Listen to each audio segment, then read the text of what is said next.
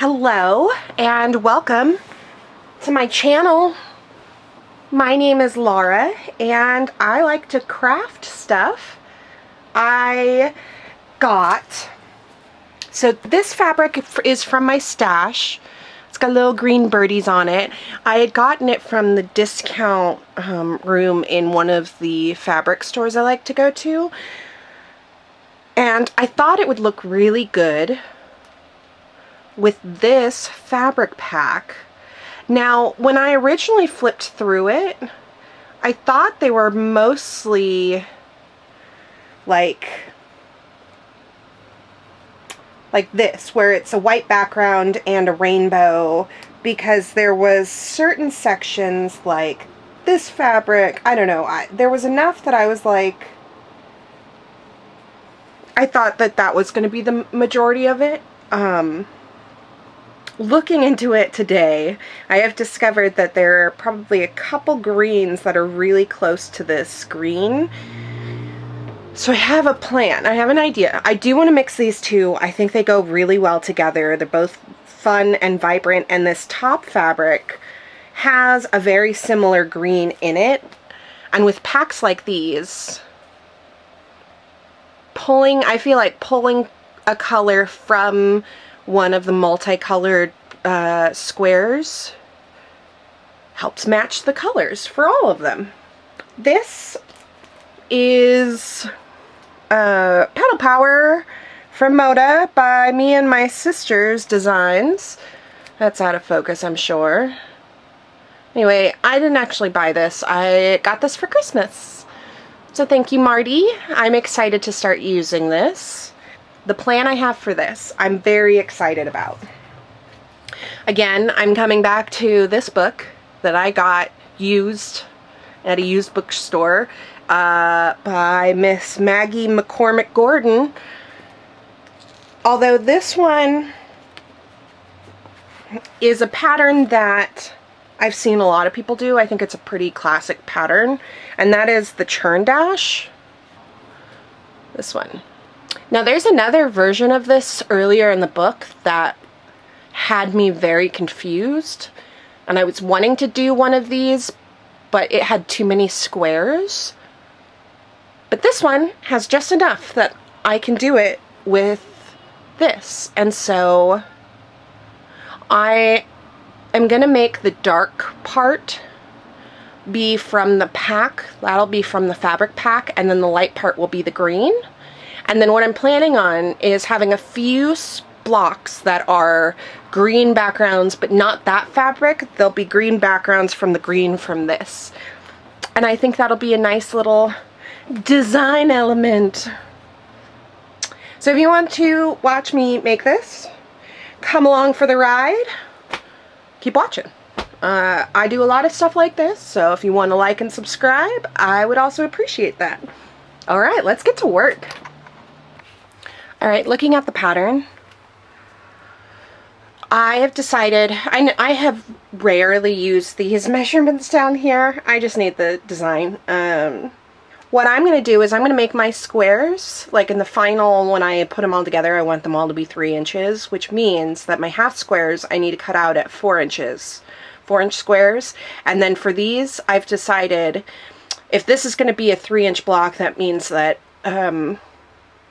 you should probably have about 2 inches for the strips, but what I'm going to do is I'm actually going to do 2.5, so that my strips will be standard size if I have any leftovers, but also I can trim it down to be a perfect 3 inches, just in case anything goes awry. And then with the green on the inside, that one little block, I'll have a strip of 3 inches. So that's what I'm going with. I am going to start cutting these because of the Churn Dash. That's all that this fabric's going to be, is that dark fabric, or the dark colorization in the pattern. I want 1 4-inch strip and 1 2.5-inch strip,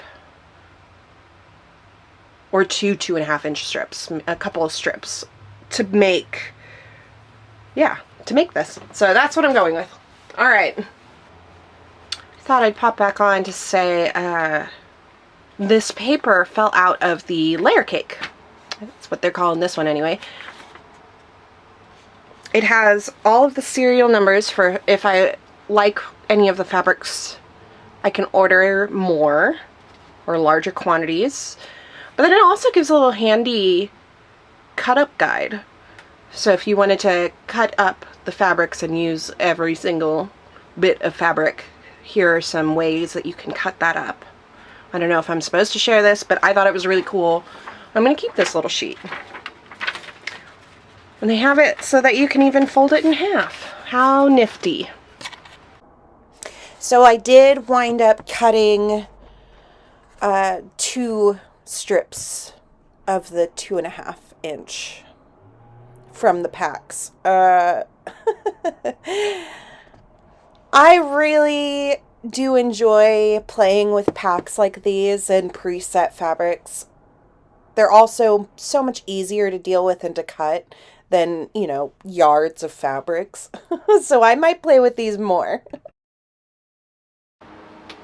Okay, for my 2-inch strips, what I'm gonna do is actually just sew them together and then cut them down to the size I want them. I figured that would be a lot faster and easier than cutting them and then sewing a bunch of 3-inch strips together. So yeah, that's what I'm gonna do, is sew these together and then iron them and trim them down, and then we'll do the half squares. I do want to say I didn't get a lot of clips this video of actual sewing on the sewing machine. It's rather annoying to set up the camera sometimes, and I wasn't feeling it. But I did sew these basically diagonally across the square. I did 2 lines so I could cut it in half and get these half square triangles. I really enjoyed working with these fabrics together. It was just so much fun. So much cute fabrics. And then here are my strips sewn together, which I trimmed down. This was a pretty easy block and process to do, which was nice. It was a nice little breather. While I was processing and sewing all of the strips and the half squares, I was doing my best to keep things in a similar order and definitely to keep the same colored pieces together so that I could have them easily accessed when it was time to put it together in the end. I did, with these strips, cut one too small, and I think I'm figuring it out here. I had to, because I had cut 2 strips for every block, I was able to actually get rid of that and not have me lose a whole block. I'm using the center seam line to measure on either side before I cut, as a way of centering the line and also trimming it down to the size that I needed it to be. And then here I am cutting them into the actual squares. And I have to say, this process made it so easy. I do love a good shortcut. I did not have any leftover strips though. Not full strips anyway. I did have leftover squares of the strips sewn together that I had trimmed down because I was not counting. But that's okay. I will use them for something else, I'm sure. And here I am setting up the actual layout, and basically it's just a 9 patch. So easy. This was such an easy quilt pattern to do. I don't know why I waited so long to do it. It was fun. And then here was the finished block that, you know, that clip was showing you. And then I did that a whole bunch of times. I don't want to count how many blocks I did. I don't remember. I apologize. I did as many blocks as I had to make a squarish quilt.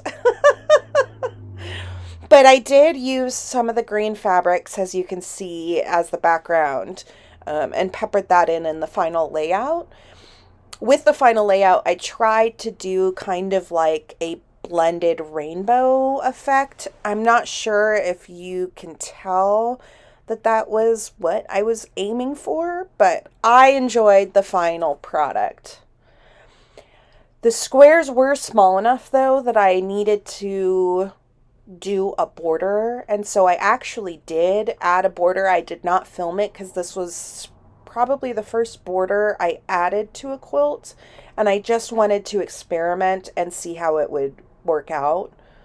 And I think this was a good quilt to experiment with because it's such a fun quilt and summery. I think this is going to be a great like picnic quilt or a nice summer by the campfire lap quilt. All that to say, yes, it is smaller. I did not get final measurements either. And here is the final result.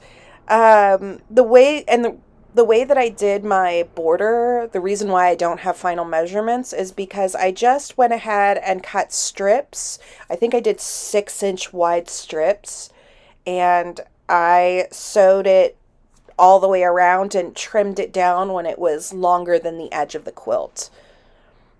The fabric for the border I was really excited about because I felt like it was similar to some of the fabrics that were in the pack. However, I think that the plaid design is maybe a little too busy, and that's saying a lot coming from me who loves busyness and loves bright colors. I do actually think this might be a little too much. That being said, I'm not going to undo it. Like I said, this was kind of testing out trying a border. I think it turned out really well. I haven't ironed it, but it seems pretty decent. And I love the overall layout of the main quilt. So yeah, a good summer lap quilt for by the campfire, or a little picnic quilt, or it's a fun little quilt that I'm excited about. This was a blast to work on. Thank you so much for joining me in this process and watching me make this.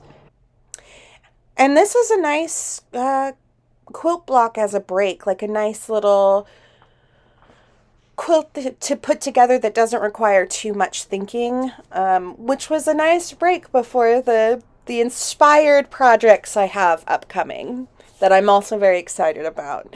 So thank you so much for watching and joining me. Like and subscribe if you want to join me on future projects, or just like to hang out. I appreciate you all. Thank you so much again, and I will see you in the next one. All right, bye.